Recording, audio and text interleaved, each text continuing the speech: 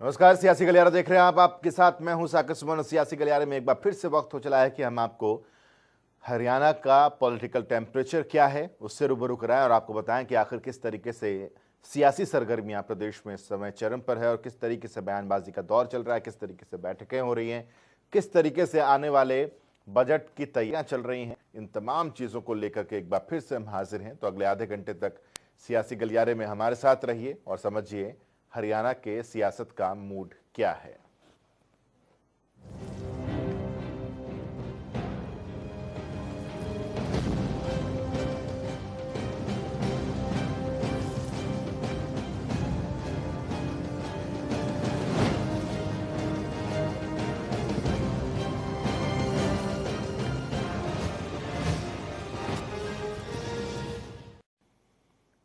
प्रदेश के मुख्यमंत्री मनोहर लाल ने प्रेस कॉन्फ्रेंस की। प्रेस कॉन्फ्रेंस के दौरान मसले चूंकि बहुत सारे मसले थे जिस पर मनोहर लाल ने अपनी बात रखी। उनमें से कुछ ऐसे मसले थे जिन पर अलग से रिपोर्ट हमने तैयार की है, उससे भी रूबरू कराएंगे, लेकिन बहुत सारे ऐसे मसले रहे जिन पर उनका बयान बहुत महत्वपूर्ण है। जरा सुनिए आज के इस प्रेस कॉन्फ्रेंस में क्या कुछ कहा उन्होंने।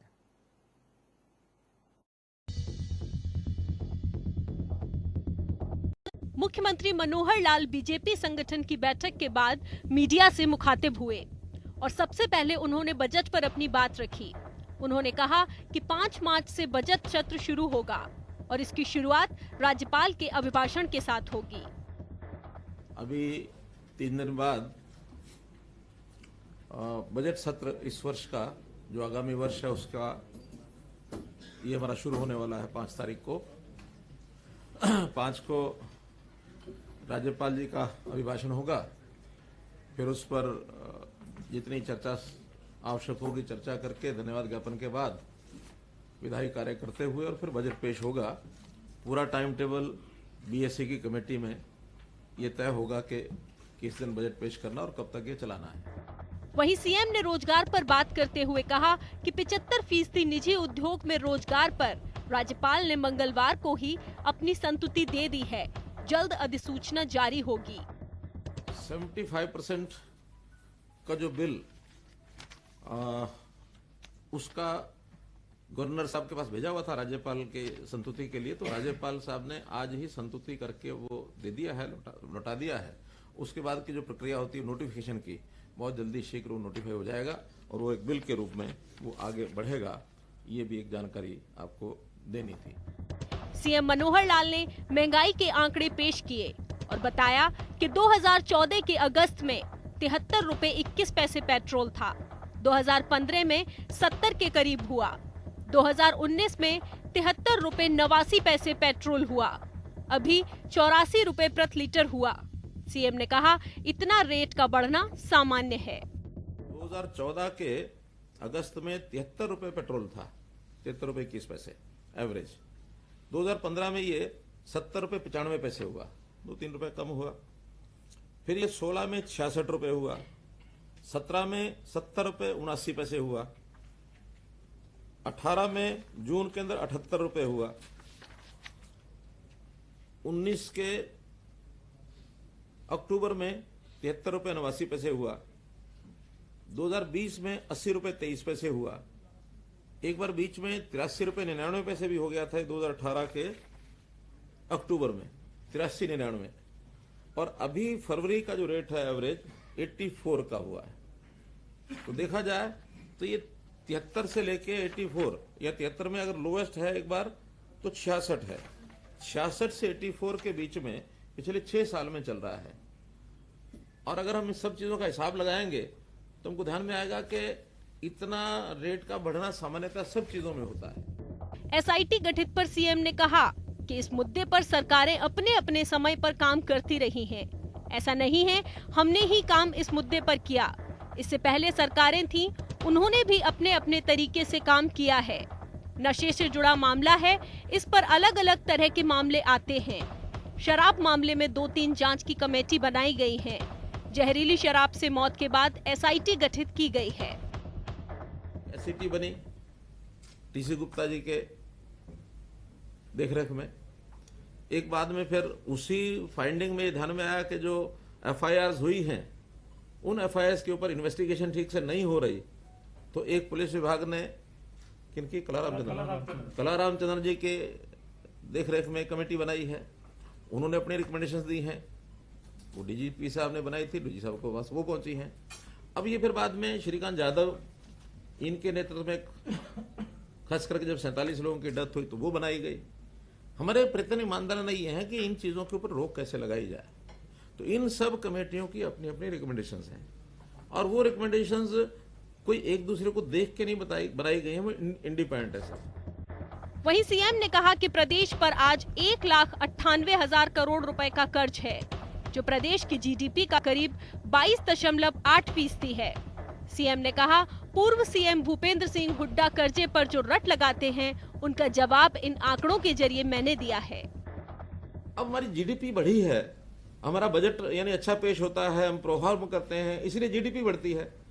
उस समय जो जीडीपी थी वो 3,99,000 करोड़ रुपए की जीडीपी थी हमारी, एसजीडीपी ना, स्टेट ग्रॉस, तो 3,99,000। आज संयोग से हमारे 6 वर्षों के बाद 8,58,000 है, मोर देन डबल। जब मोर देन डबल है तो हमारे पास स्कोप 20% 25% टोटल डेट का तो है ही है उस जीडी पर। तो जो 25% हमारे पास है, उस समय 3,99,000 था, 25% कितना हुआ? 1 लाख हो गया। 98,000 उन्होंने ले ही रखा था। आज 8,56,000 है, 8,58,000 है, तो आज 25% कितना हो गया?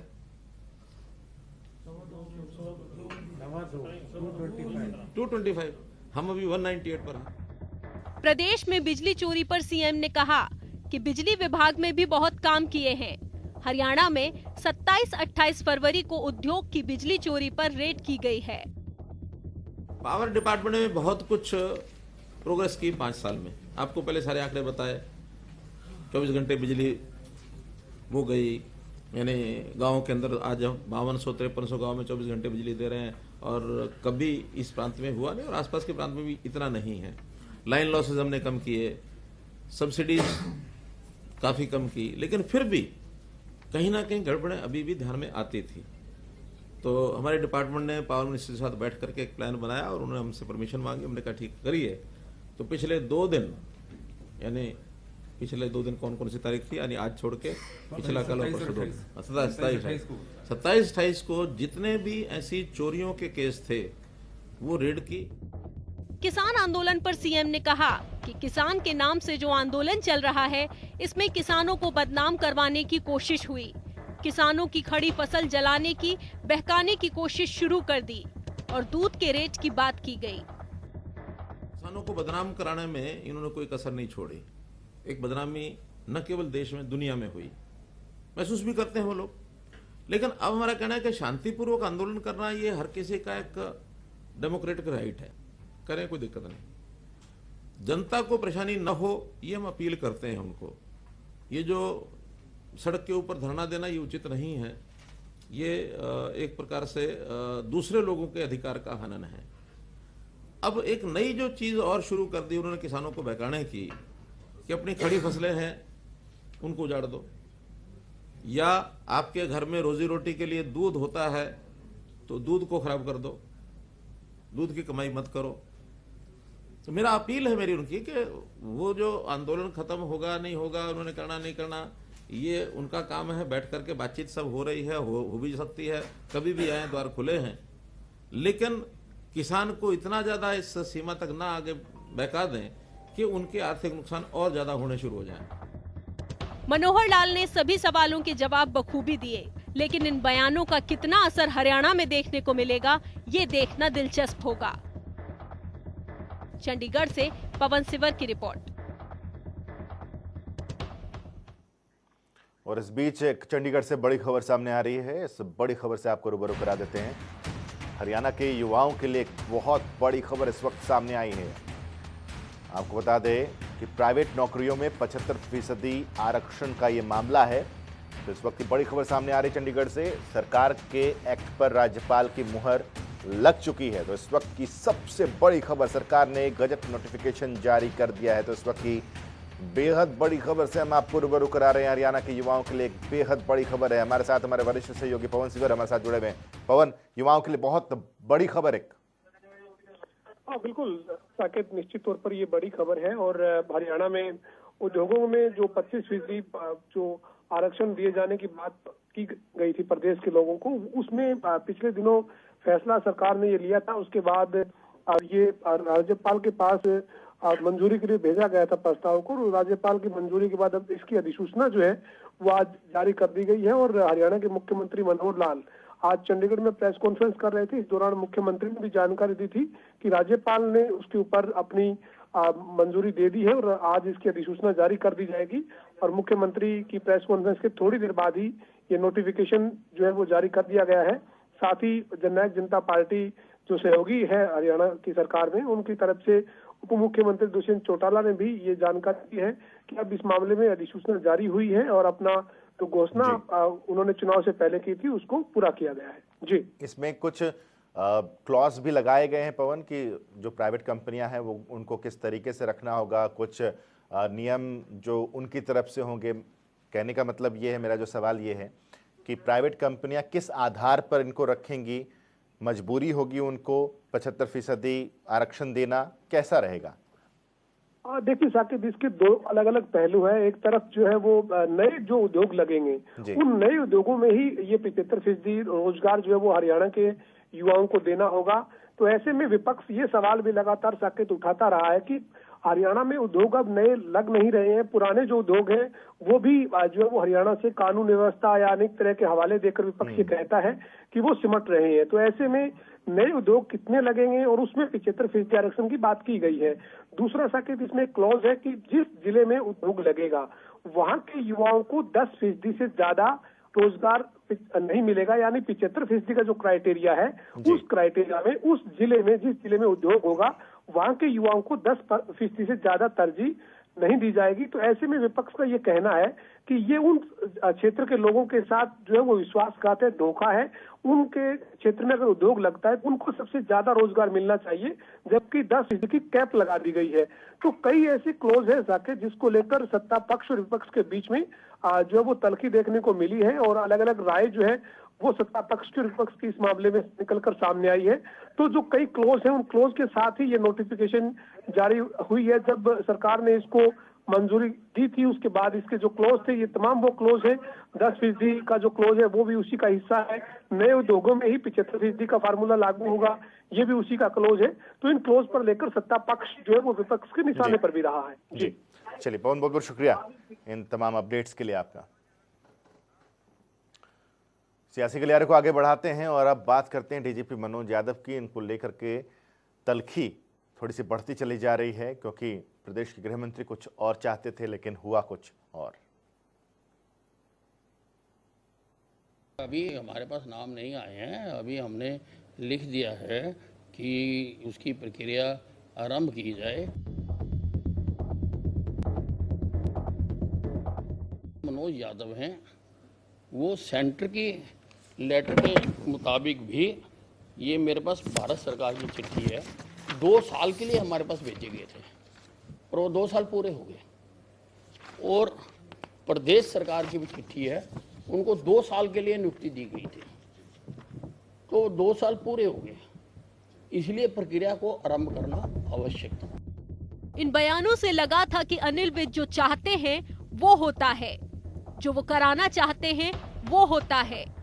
लेकिन जिस जिद पर वो अड़े थे उस जिद का नतीजा अनिल विज के हक में नहीं आया, क्योंकि डीजीपी मनोज यादव को हटाने के लिए विज ने जिद पकड़ी थी। डीजीपी को हटाने के लिए केंद्र तक को विज ने चिट्ठी लिख दी थी। उन डीजीपी मनोज यादव का कार्यकाल 1 साल के लिए बढ़ा दिया गया है। इस चिट्ठी में पढ़िए, साफ लिखा है कि डीजीपी का कार्यकाल 1 साल के लिए बढ़ा दिया गया है। और प्रदेश के मुख्यमंत्री मनोहर लाल को भी सुन लीजिए कि वो क्या कह रहे हैं। डीजीपी साहब हैं, अभी उनको 1 साल का एक्सटेंशन उनके मौजूदा कार्डर का दिया है। इट मींस कि वो कंटिन्यू रहेंगे हरियाणा में। जो देखिए उसमें दोनों बातें हैं कि अभी तो चूंकि कंटिन्यू है, उनको 1 साल के लिए वहां से एक्सटेंशन मिली है और till further order which ever is earlier. Further order में मान लो वही अपना दिल्ली जाने की बात कर सकते हैं, या दिल्ली आईबी वाले उनको डेप्यूटेशन का कैंसिल कभी भी कर सकते हैं, या हम भी कह सकते हैं। तो इसका मतलब ये कि 1 साल तक तो सुनिश्चित हो गया, लेकिन 1 साल से पहले भी वो जा सकते हैं, उनको भेजा जा सकता है। ये सरकार का एक एडमिनिस्ट्रेटिव स्टेप है, वो कराए। जी हाँ, 1 साल तक पक्का समझिए, लेकिन बीच में वो जा भी सकते हैं। केंद्र से एक्सटेंशन 1 साल या अगले आदेश तक है। लेकिन अनिल विज के साथ मनोज यादव का विवाद इस कदर बढ़ गया था कि विज जिद पर आ गए थे और नए पैनल की मांग कर रहे थे। खैर, अब मनोज यादव के एक्सटेंशन ने विज की नींद में खलल जरूर डाला होगा, और विज इस नींद के टूटने के बाद क्या रुख करते हैं, इसका इंतजार रहेगा। चंडीगढ़ से पवन सिवर की रिपोर्ट। ये एक मसला तो है जिसको लेकर विपक्ष सरकार पर अब एक बार फिर से हमलावर हो सकता है, लेकिन एक और मसला है पंचायत चुनाव का, जिसमें देरी हो रही है और आगे आने वाले कुछ समय तक पंचायत चुनाव नहीं होंगे, ये भी स्पष्ट हो चुका है। इस पर भी मुख्यमंत्री ने अपनी तरफ से बातें रखी। हरियाणा में टले पंचायती चुनाव। पंचायती चुनाव के लिए अभी करना होगा इंतजार। जी हां, हरियाणा में पंचायती चुनाव के लिए लोगों का इंतजार फिलहाल के लिए और बढ़ गया है, क्योंकि हरियाणा के मुख्यमंत्री मनोहर लाल ने यह साफ कर दिया है कि हरियाणा में पंचायती चुनाव अभी नहीं होंगे, क्योंकि प्रदेश में अभी पंचायती चुनाव कराने का माहौल नहीं है। इसीलिए पंचायती चुनाव थोड़ा डिले कर दिए गए हैं। पंचायत के इलेक्शन के लिए समय तो पूरा हो गया 23 फरवरी को, और होने चाहिए, लेकिन जैसा एक वातावरण है बना हुआ, उसमें पंचायती चुनाव में हम सोचते हैं कि वातावरण थोड़ा ठीक हो जाए तो हम तुरंत करने के लिए तैयार है, इसमें कोई दिक्कत नहीं है। लेकिन वातावरण ठीक रहे तभी डेमोक्रेटिक प्रोसेस को ठीक से अपनाया जा सकता है। अगर ऐसे दबाव के विषय चलते रहेंगे तो फिर वो लोकतांत्रिक मूल्यों का हनन होता है। तो लोकतांत्रिक मूल्यों का हनन ना हो, ऐसा वातावरण बनते हम जल्दी करा दें। जी, मतलब लोगों का इंतजार अब और लंबा हो गया है, और इस इंतजार के पीछे की वजह को समझना जरूरी है कि आखिर चुनाव लेट क्यों हो रहे हैं। दरअसल 23 फरवरी तक पंचायतों का कार्यकाल था। प्रशासकों की नियुक्ति के दिए थे सरकार ने निर्देश। प्रदेश में 22 जिला परिषद हैं, 6205 ग्राम पंचायत भी प्रदेश में शामिल हैं। प्रदेश में 142 ब्लॉक समितियां हैं। 16 फरवरी तक पंचायतों को कराना था डाटा अपडेट। पंचायतों को विभाग के पास इस डाटा को अपडेट कराना था।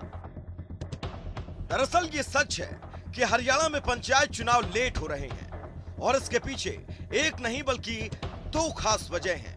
पहली ये कि हरियाणा में कई नई पंचायतें बनी हैं, जिसकी वार्डबंदी में सरकार को समय लग रहा है। हालांकि सूत्रों का दावा है कि गठबंधन सरकार किसान आंदोलन के बीच पंचायती चुनाव नहीं चाहती। पंचायत के चुनाव पहली बार लेट हो रहे हैं, लेकिन इतना तो तय है कि जब चुनाव की तारीख आएगी तब एक बार फिर हरियाणा का माहौल पूरी तरह से चुनावी हो जाएगा।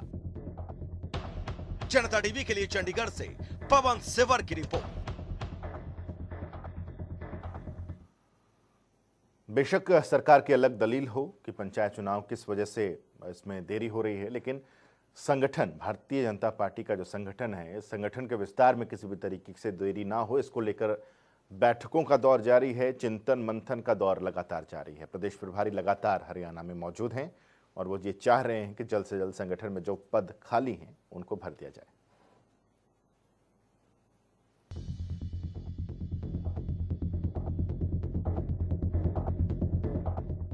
हरियाणा में बीजेपी के संगठन का विस्तार होना है और संगठन को मजबूती देने के लिए लगातार बीजेपी की बैठकों का दौर जारी है।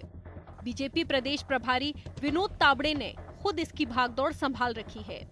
विनोद तावड़े लगातार ये कोशिश कर रहे हैं कि प्रदेश में बीजेपी का संगठन मजबूत हो, सरकार की योजनाएं निचले स्तर तक पहुंचे, कार्यकर्ताओं में आपसी तालमेल ठीक रहे और सरकार की योजनाएं लोगों तक आसानी से पहुंचे। इस बीच प्रदेश प्रभारी विनोद तावड़े चंडीगढ़ के 2 दिवसीय दौरे पर आए और लगातार बीजेपी संगठन की बैठकें ली।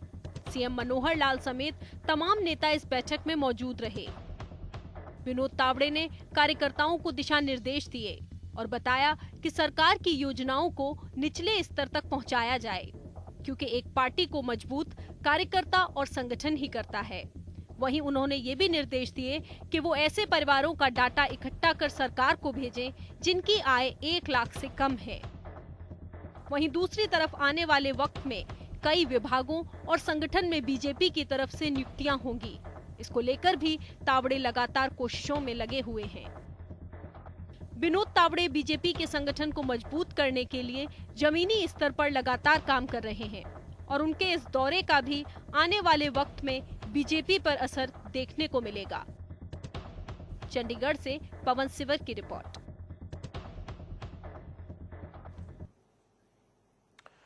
राजनीति में बहुत सारे ऐसे गंभीर पल सामने आते हैं, लेकिन इन गंभीर पलों के साथ साथ कुछ राजनीतिक लोग ऐसे भी हैं जो कुछ ऐसे पल भी दे जाते हैं जो बहुत ही दिलचस्प होते हैं, जिनको देखकर हमारे चेहरे पर भी मुस्कान आती है और हमें भी लगता है कि बेशक ये राजनेता हैं लेकिन है तो इंसान।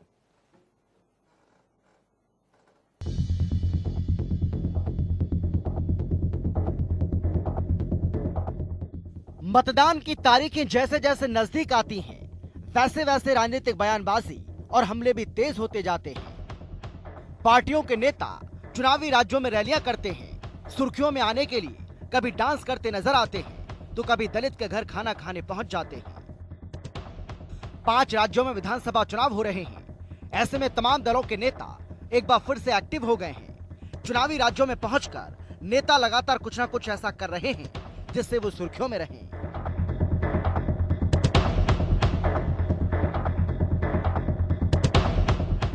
सबसे पहले बात करते हैं प्रियंका गांधी की। कांग्रेस नेता प्रियंका गांधी वाड्रा असम पहुंची हैं। यहां पर मंगलवार को वो चाय के बागानों में नजर आईं। उन्होंने अपनी पीठ पर टोकरी टांगी और चाय की पत्तियां तोड़ने लगी। इससे पहले सोमवार को वो गुवाहाटी के कामाख्या देवी के मंदिर में पूजा अर्चना करने के लिए गईं और वहां से लौटकर लखीमपुर इलाके में पहुंचकर पारंपरिक झूमर डांस भी किया।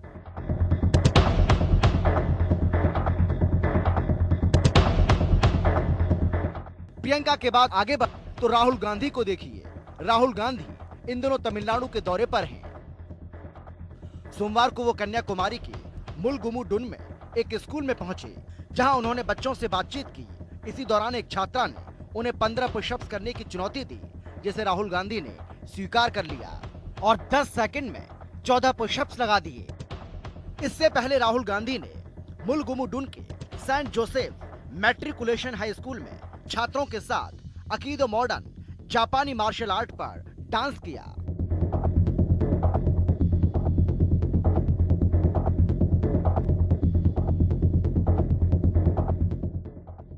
पश्चिम बंगाल की मुख्यमंत्री ममता बनर्जी एक सामूहिक विवाह समारोह में अलीपुरद्वार जिले में पहुंची।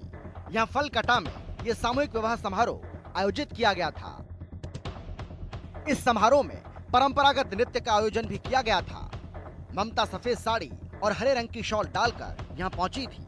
इस दौरान कार्यक्रम में डांस कर रहे कलाकारों ने ममता बनर्जी का हाथ पकड़कर उन्हें उठाया और फिर अपने साथ नचाने लगे। ममता बनर्जी भी उनके साथ जमकर नाची। ये सच है कि चुनाव लोकतंत्र का सबसे बड़ा पर्व होता है। जब भी चुनाव नजदीक आते हैं तो नेताओं के तेवर तल्ख हो जाते हैं और सुर्खियों में रहने के लिए नेता नए नए तरीके अपनाते हैं। ब्यूरो रिपोर्ट, जनता टीवी।